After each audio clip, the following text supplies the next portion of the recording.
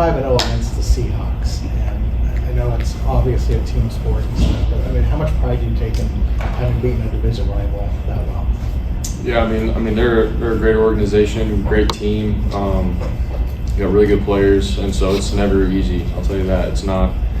I think we've had some success going against them, but it's always been a dogfight. It's never just been given to us or anything. So, and we know that. We feel like that's the case with our whole division, especially this year. So, great team, and there's never a moment where we walk into this game going, it's going to be given to us or anything. Like we know the history of the 49ers and the Seahawks, and you have to have the right mindset going into this game, or else you can get exposed. So, yeah. Brock, you're 4-0 this year when you don't fumble the ball or throw an interception. I think you're 16-0 since you've been here in those situations. When you hear those numbers, what's the first thing that comes to mind? I mean, it makes sense. If you win the turnover battle, I forgot what the stat is, but it's it's almost an automatic win. And so for me, that's my job, and I take pride in that. In those games where you don't turn the ball over or anything like that, you're protecting the team, you're protecting the offense, and your defense can then go out and create turnovers, and you can feed off each other. So like that's a huge part of the game, and so it makes sense, and that's probably the case with a lot of teams around the league. The quarterbacks that play smart and do their job and put up points without turning the ball over, you're gonna have a really, really high chance of winning. So that's the goal every week. The new regime they brought in, you played them one time, then you played the other regime before. Was it like preparing for an entirely new defense, or was there some carryover? I mean, the scheme was different for sure, but like going against the players and stuff, we sort of knew how some guys were. But in the NFL, man, the scheme is a really big deal with how they play certain coverages, leverages, how their run defense is and how they're filling in gaps. Like all that stuff is slightly different. So that was a new challenge for us in studying them and trying to scheme up them compared to the years past. But going back and watching some stuff in Baltimore and stuff, like sort of just trying to put it all together. And then obviously all the games that they've played this year so far, there's some good tape on them and everything. So, but it was a challenge, especially going on a Thursday night game. But this time around, hopefully we can just build off of the game plan from last time and have a feel for them. But I mean, it's our second time going against them in this scheme, so it's still a challenge for us as always. Mark, obviously the red zone production hasn't been where you wanted, but George has kind of been a constant for you. This year, when you took over, he scored a lot more touchdowns than he did previously. How were you guys able to kind of develop that connection that you have, and where is your trust level in terms of George specifically? Yeah, I think when you go down there, man, just the tight end, his frame and everything, and how explosive he is, his hands. He's a really good matchup against guys down there, especially when it's tighter and in the red zone. You don't have a lot of room for error or anything, and so when you have a guy that is a good mismatch as a quarterback, it makes you comfortable and like knowing that all right, I have an outlet with Kittle, and so it's been really just going through my progressions and trusting in Kyle and trying to get George in the right matchups and getting him the ball and giving him an opportunity. He's come down with some crazy catches, and so for me it's almost like I have my tight end as my check down there, knowing that George is going to find a way and give me a chance. And so that's obviously really nice, and hopefully we can continue our connection and growth together. You mentioned the crazy catches. You see toe taps with a lot of receivers. You don't necessarily see tight ends being like, how unusual is it to have somebody who is making plays like that in this situation? I mean, yeah, for a tight end, for how big he is and the run blocking and all the stuff you have to do as a gritty tight end to then go and toe tap, the sidelines and jump up and make acrobatic catches and stuff, like that's unheard of, dude. And he does that on a weekly basis, it seems like. And so George is a future Hall of Famer, man. So I'm very thankful to be playing with him, and like I said, I hope I can continue to feed him and continue to grow together. Right. George seems very well. He's silly. Sometimes he is silly, right? But there has to be a serious side.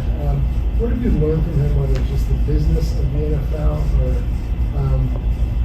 or just the wisdom he's been able to impart to you? Yeah, I mean he's done a lot, sort of just taking me under his wing, be like a older brother, and just sort of give me the layout of everything of what this business is and what it looks like, and obviously how to treat people, what to do, what not to do, off the field stuff, and how to handle just the spotlight and everything, and what he does that helps him, you know, center back in to what matters most with his family, friends, and football. Like, he's given me some really good advice and continues to. It wasn't just a one-time thing when I was a rookie. Like, he continues to do that, and I'm very appreciative of that. And you know, obviously he's got the fun, you know, charismatic, you know, personality, which we all love, but he also knows what it takes to be great at this level, and he does what's best for obviously the team and himself and his family. And so I respect, you know, how he goes about what he does. You know, obviously the treatment on his body, studying, performing, all of it, man, you see it. And so I'm extremely blessed to, you know, be a teammate of his and for him to, you know, teach me the ropes. Having Christian back at practice now for a second week, do you see a difference in what it does for everybody else? Does it elevate everybody else? What does that bring just to every practice day? Yeah, I mean, he goes hard, you know, every rep, does everything right. You know, he doesn't mess up or anything. And so when we see, you know, the standard that he's playing at, for all of us, we're like, all right, man, like, you know, Christian's back, and we just got to do our job really well. And when we get him the ball, let's, you know, make sure the blocking's right. For me, it's how can I give him a accurate ball in transition so that he can get the most yak as possible. So it's like all those little things that you sort of start to see everybody elevate their game with. And so it's crazy what you know, when a person comes back like of his caliber, what it does to our team, man, and everybody elevating their game. So obviously extremely happy to have him back for everything that he does for us, but more than anything, we've got so much respect for, you know, how he goes about his business and being such a great teammate that he is. Brock, when you and your wives and George went on a vacation during the bye week, was there any football? Did you guys throw patterns or talk ball, or did you kind of agree ahead of time we're not doing that? We both brought a football, like without telling each other. He was like, hey, I brought a football, and I was like, so did I.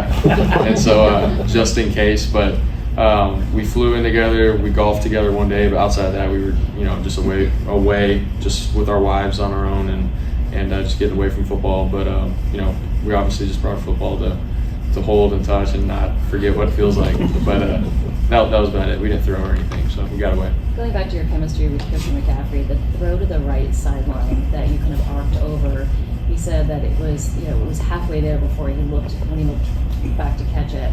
Is it just your trust in him that you've already had built up from the past, that you knew he was going to be there? Is that part of what? For sure. Yeah, I mean, we've ran that route, you know, so many times from camp to games in the past.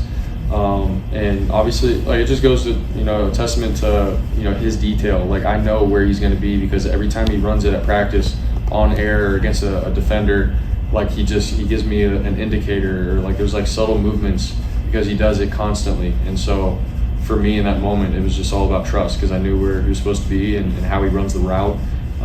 And you know, that's the kind of guy he is. So he you know, has set those kinds of plays up for me. So if it is off schedule or anything, I know where he's supposed to be. And so that's just the chemistry and trust that we've built, and you know, hopefully we can continue to have that going forward. Did you practice that last week? Because he obviously hasn't practiced much in the last couple of months. Yeah, we ran it last week at practice, but going back to, you know, watching last year and then the reps that he did have at camp early on, like those were all reps that we've gotten together. So once he came back, we're like, all right, this plays back up, and we're like, all right, sweet. So.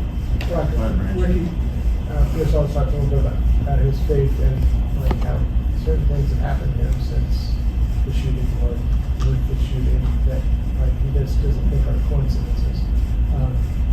I don't know, did you talk to you about that at all, or if not, like you like kind of feel the same way when you look at his story? Yeah. 100%. He's talked about it to me, and I totally agree with him, man. And obviously, I'm a believer in God, and you know, to see him go through that and then to get back and just the story that he has, like, I'm not, like, there's no way that's just a coincidence. Like, that's just my firm belief, and I know he's told me that, and he's told all the guys that. And to see him back playing and his story, man, it's something bigger than football. It's bigger than, you know, what we're doing here right now. It's way bigger than that. We're still sort of trying to figure it out, and we'll see what happens with it all. But yeah, if you ask us, it was God. So, Thanks, Rob.